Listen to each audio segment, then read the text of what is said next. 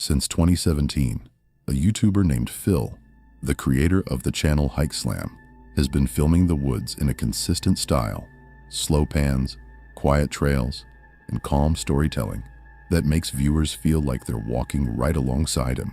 Over the years, his trips across the Appalachian Trail settled into a familiar rhythm. Pack light, set up camp, and enjoy the silence. But on the night before Thanksgiving in 2021, that routine was abruptly interrupted by something he hadn't expected to encounter so close to home. The video he uploaded from that trip didn't begin with gear talk or scenic shots. From the start, Phil sounded unsettled, explaining that the hike had taken a turn he wasn't prepared for. The footage made it clear why. Early on, as he moved through a quiet stretch of woods, he began discovering plastic containers along the trail.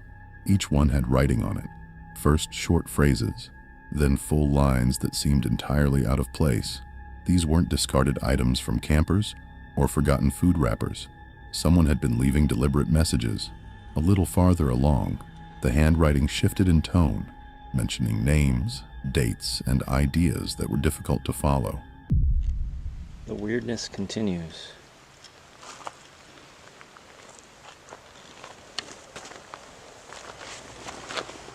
What the hell?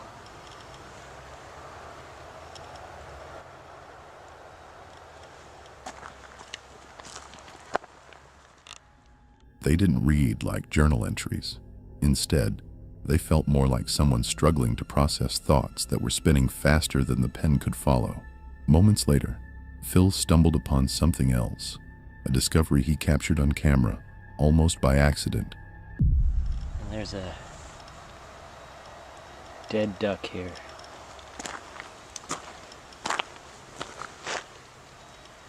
A very long note.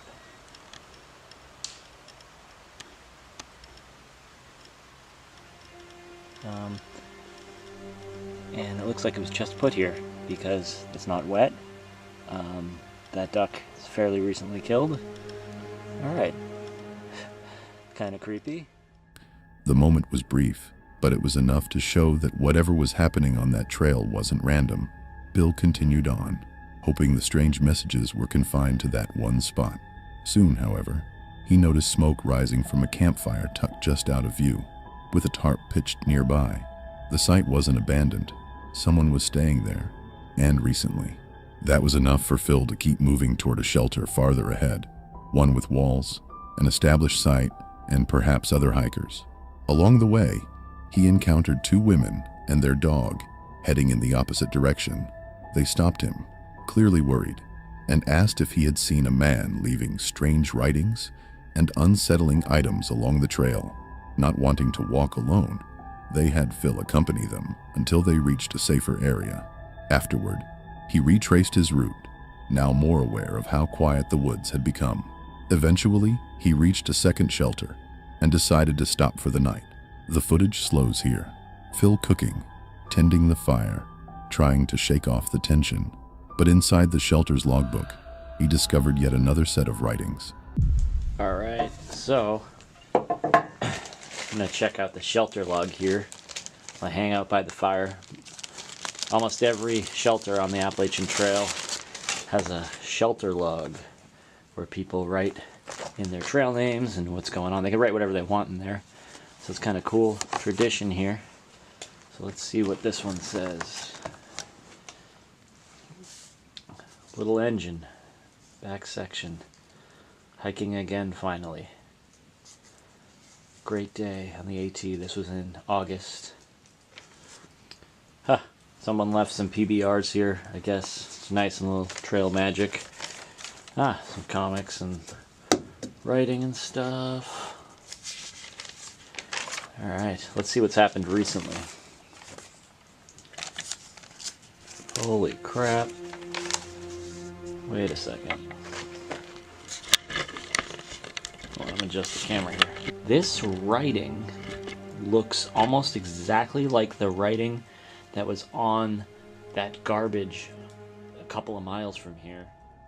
The handwriting was the same, following the same pattern of rambling lines that leapt between memories, confessions, and warnings that barely made sense on their own. Even the rhythm of the sentences felt familiar. As Phil continued reading, the entries grew increasingly strange. In 2018, while I was incarcerated at the Okaloosa County Jail. What the heck?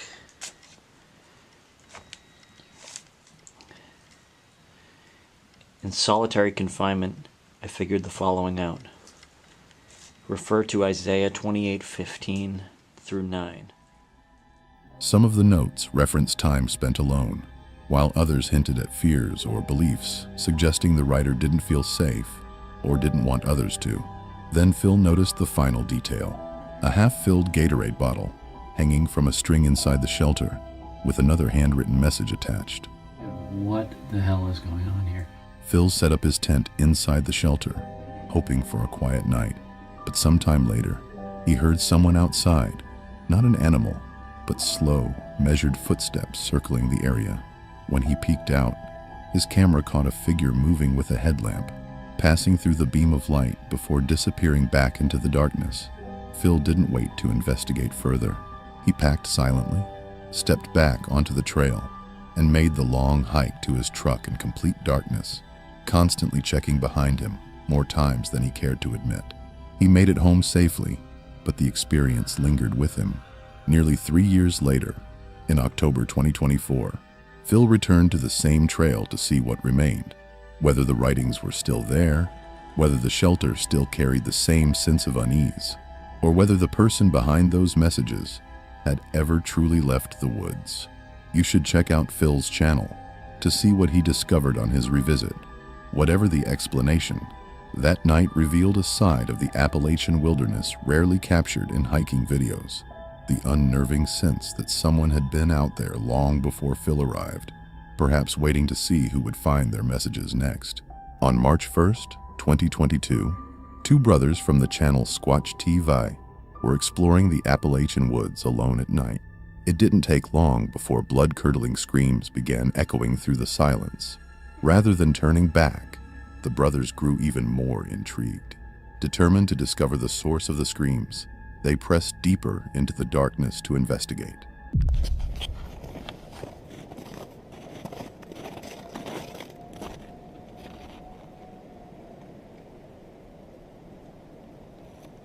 It's hard to tell with the wind, but it almost sounded like something definitely made some kind of noises over there.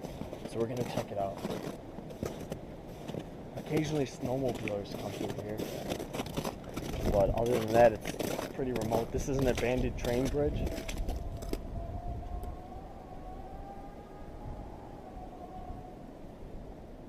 Okay. Only a few seconds later, the screams erupt again, sharper, closer, and far more unsettling. Almost immediately, trees and branches in the distance begin to sway, as if something is moving through them, either approaching or slipping away from the brothers. Yet despite every instinct screaming at them to turn back, the two remain determined. Locked into the moment and driven by their mission, they push forward, desperate to discover what or who could be producing those horrifying sounds. I almost kind of don't want to go back over there. Yeah, my brother said he heard some weird things, but that's pretty weird. I've never heard a grizzly bear sound like that before. Oh, you take that one path up here. Yeah. Is that right there? Yeah. Picture the babies.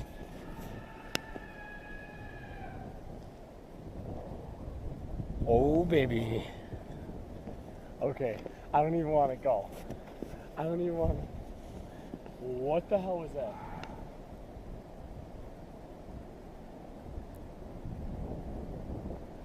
Dude, fuck this. Should we? You Should we do got, it for the video? you got your knife? Yeah, but what the fuck is that? And then it happens again, louder this time, with a sound so terrifying, it freezes them in place. In an instant, the entire atmosphere shifts. One of the brothers hesitates, quietly questioning whether continuing is even a good idea. But with a knife in hand and sheer determination pushing them forward, they convince themselves that nothing too bad could happen out here. What they don't realize is that the most terrifying part of the night is still ahead. As they climb the earth bank, darkness swallows them whole, yet the sounds don't stop. Some really fucking spooky shit, dude. I'm only giving it like maybe 5 more minutes. So we're walking. Yeah. We're in the middle of the woods, about half an hour from my house. I only got a knife, but that's not gonna stop the fucking grizzly bear or whatever this is. So. It's coming from up there. I don't even know if I want to. We'll see what it is, but at the same time, it's like, I mean, this is like something fucking unknown. Alright.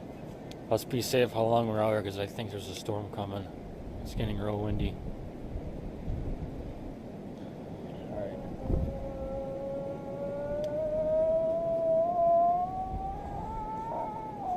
Okay. Go. That's pretty loud. That's close. In fact, with each step, the unseen creature draws closer, until the fear becomes overwhelming. The brothers realize it's time to turn back, armed with nothing but a single knife to protect themselves from what could very well be a grizzly bear. They know this is a fight they could never hope to win.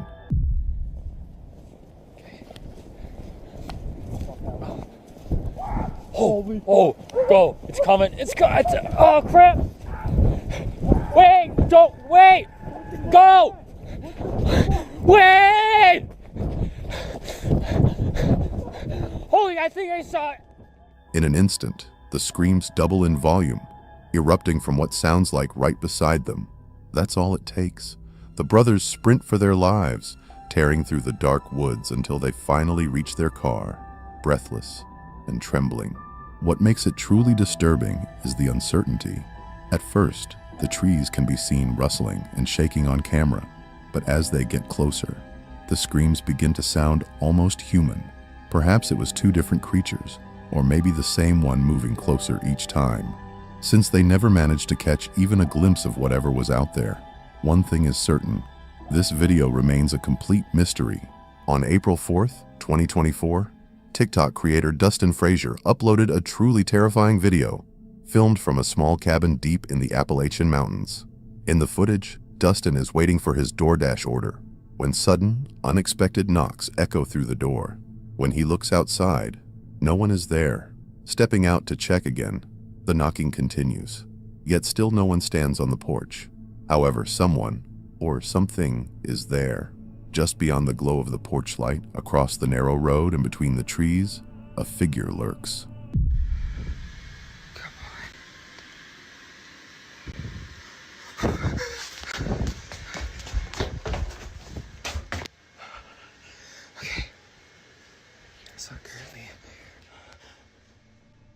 A creepy, frail-looking older woman stares directly at him from the darkness.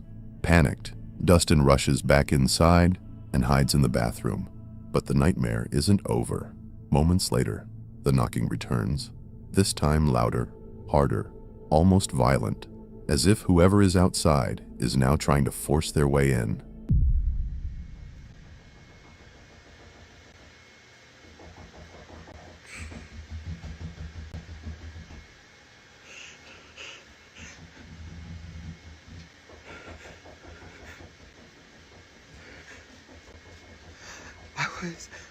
I ordered DoorDash because my sister and the kids are gone for tonight. Like, I'm here by myself. The kids had football practice, so they had to go do their own thing. Thank you. So I ordered DoorDash, and I heard it knock.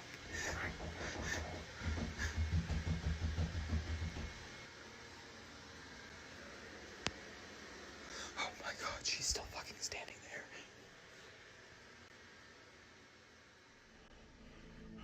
With tears nearly streaming from his eyes and heavy, panicked breathing, you can clearly see the fear in Dustin's expression as he spends the night alone. The video cuts off abruptly, but the next day, Dustin uploads a follow-up from an airport terminal. Shaken and exhausted, he explains that he left his mom's cabin first thing in the morning, not feeling safe staying another night. He booked the earliest flight he could and went straight to New York. Since then, no further updates have been given. No identity, no explanation, and no sign of the mysterious woman who had stood outside Dustin's door. Yet the questions linger. Who was she? What did she want? And why didn't she leave? They remain unanswered, leaving an unsettling mystery. One thing, however, is certain. Living in the Appalachian Mountains is no joke. On November 6th, 2024, the YouTuber Brant, creator of the channel Brant Hikes, uploaded a truly unsettling video.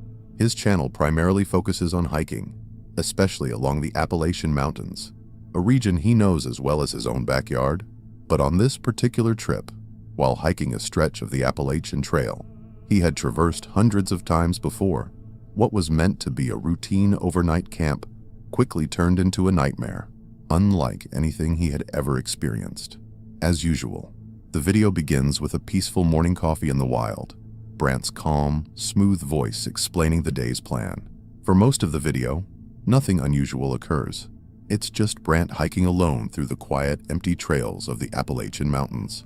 After nearly half a day of walking, he reaches an empty shelter deep in the wilderness, a rare luxury for Appalachian hikers. But Brant isn't a fan of shelter camping, preferring to sleep on the hard ground with only a tarp stretched overhead.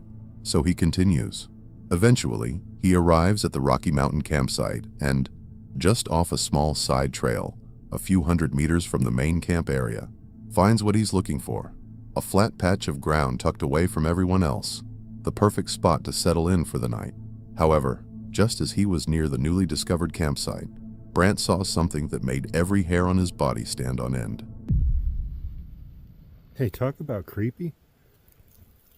I was just down at that cell site there checking it out, talking about it, and I heard and saw a hiker coming down the trail. And I thought I'd stay at the campsite and wait for the hiker to pass. And the hiker never passed, and there's nobody here, and it's freaking me out right now. I've got chills up and down my spine. And I saw a person with a pack on, wearing hiking clothes. There's no way they passed me. Yeah, this is weird. I'm getting out of this spot. I'm telling you, that's if the animal den wasn't enough. Brant had noticed a lone hiker up ahead on the trail, farther up the mountain. But when he reached the spot where the man should have passed by, he realized something unsettling. He had never seen the hiker come back down. Familiar with this section of the Appalachian Trail like the back of his hand, Brant knew there were no side paths, no shortcuts, and nowhere else the man could have gone. The realization sent a chill straight through him. Feeling uneasy, he decided to leave his planned campsite for the time being and move on. As he continued down the trail, Brant mentioned that this actually wasn't the first unusual encounter he'd had that day. I thought I saw somebody. You know, honestly, that's the second time today that's happened. And the first time was when I was sawing that log, and I looked over and I was like, oh, someone's coming up the trail. But before he can go into more detail, he's forced to end the video early, as his camera battery is running low. In his final update, Brant mentions that he plans to put as much distance as possible between himself and this part of the mountain before nightfall, hoping to get a good night's sleep once he's far enough away. That wraps up tonight's video. If these 6 encounters prove anything, it's that in the Appalachian Mountains, the real danger can often come from the people you meet when you least. Next up is Mo Sari, a well-known YouTuber who runs his self-titled channel, famous for exploring everything from creepy cabins to haunted forests. Mo is always chasing the unknown, venturing into some of the most abandoned and unsettling places on Earth. On September 28th, 2023, he was deep in the Appalachian Mountains investigating a remote stretch of wilderness. What Mo and his team didn't realize was that they were about to encounter something far more disturbing than ghosts: vicious, feral people. Mo was exploring with his friend Aldo, and right from the start, the forest carried a heavy, unsettling atmosphere, the kind that makes your skin crawl even when nothing appears to be happening. Not long into their hike, Mo reached a quiet river and turned to check on Aldo, perhaps to admire the scenery together. But when he turned around, Aldo was gone, vanished without a trace. No footsteps, no warning, Nothing but the eerie stillness of the Appalachian woods. Dreamt of going to a river that looks like this. Just like this. Wow. Holy shit. This is so beautiful. Whoa. Aldo. Wait, where'd he go? Aldo. What the hell? Yo, he disappeared. Aldo! Wait, actually? Yo!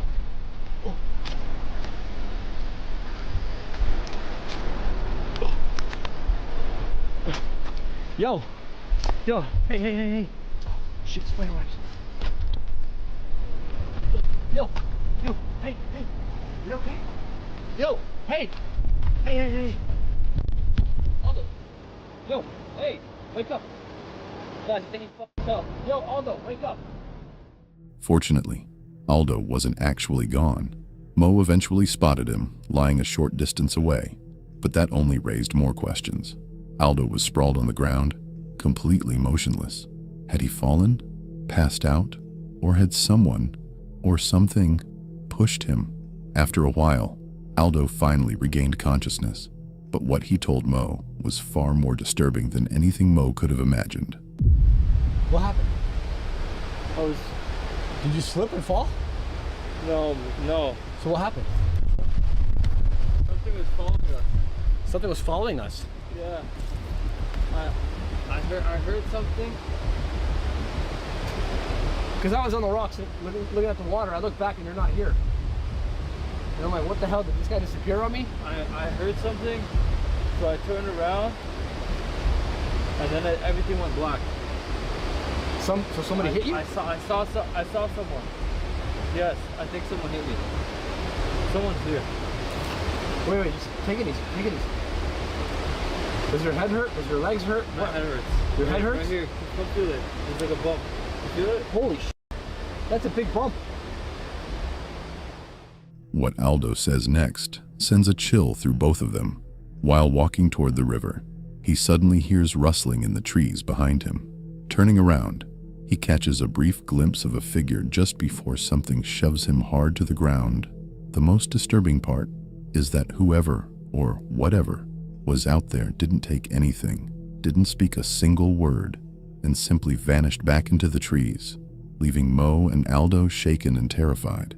Unsure of what to do next, they discuss their options for a while. Aldo wants to get out of the forest immediately, but Mo is determined to continue the exploration, which means they'll be spending the night inside one of the abandoned houses, hidden deep in the Appalachian Mountains. I think we should get the hell out of here, man. I literally got attacked. Well, we do want to camp out here. That's the point of this challenge. I said we go back up the steps and we camp out in that area where the toilet is. Yeah. The abandoned houses. Yeah. And we just chill there for the night. I agree. The duo decides to stay overnight, heading toward the abandoned buildings hidden within the forest. It seems like the perfect spot until something makes them reconsider. The moment they step inside one of the structures, loud banging echoes from another room. Where's it?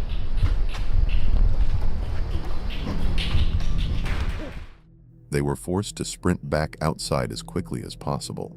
Nearly stumbling along the way, they kept running, only slowing once they felt they had put enough distance between themselves and whatever was haunting the structure. When they finally dared to look back, they saw something deeply unsettling. Wait, what's that in the window? What's that in the window? Oh my god. Oh my god. There's a face. Dude, look at my screen. Look at my lens. You can't zoom in that far. There's a guy standing right there. Look at his face. Oh. What the fuck is that? Let's go. What the fuck is that? Go now. Go now. Oh my god. A hooded man stood at the edge of a window, staring straight at Mo and Aldo with an unnerving, unbroken gaze. The sight was enough to make them run again. Night had fallen, and it had been a few hours since they had decided to head back, but they hadn't made it far. Earlier, when they fled from the hooded figure, they had accidentally veered off the trail and were far too terrified to return the same way. Attempting a shortcut through the forest, they soon pushed deeper into the trees and quickly lost all sense of direction. All right, so we're officially lost somehow. No clue where the hell we are, but we're trying to make our way out. We took a wrong path somewhere in the darkness. As you guys can see, it's freaking dark. No bueno. Probably the worst thing we did is take a shortcut. As they continue wandering through the mountain forest, they suddenly come across a shelter. But just because it offers protection doesn't mean it's truly safe.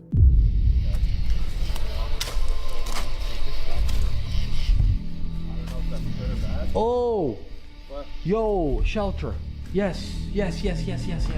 Shelter. Oh, Bro, what the f is this? Oh my God, yes. We're so exhausted, guys. Oh my God. Both of them are completely exhausted, and with the clock nearing 3 a.m., they settle in to rest for the remainder of the night. But fate clearly has other plans. Just a couple of hours later, howls and rustling sounds erupt from right outside the shelter, seemingly toying with them, and the atmosphere changes in an instant. We're hearing howling and some rustling in the bushes. I think we should just try to get the hell out of here. We're pretty rested now. We've been here for a few hours. yeah, I feel rested. yeah. And I had some of my snacks to give me a bit of energy. I am still thirsty, but whatever. I had some Skittles. I think we should just keep heading out on trails. Let's just go slowly. Yeah. Slowly but surely. Yeah. Unfortunately, the duo never managed to find a way out. Hours later, they found themselves back at the same shelter, completely disoriented, cold, and running out of options. With all of Mo's cameras dead and only his GoPro still functioning, they recorded one final update. It was a tiring night, man. That was creepy, man. We actually, as you guys saw, we took turns staying awake, but I guess the sun is finally coming out. So soon everything's gonna be lit up, but we can actually start to see now. So Yeah. we can probably start finding our way out of here. But we're not at the woods yet. We still have quite a bit of a hike out of here. Like Yeah. a lot of a hike. How's your battery doing? Mine's almost dead, man. I'm using my GoPro now because my other camera died. My night vision camera, it died. I don't have any more batteries for it. I only have half a battery left for this. So Yeah. it's morning now. We're gonna find our way out of here and get the f out. I'm never coming back here again. Me That was neither. terrifying. Thankfully, since the video was uploaded, and many more have followed, we can only assume that the two eventually made it out of the Appalachian Mountains safely.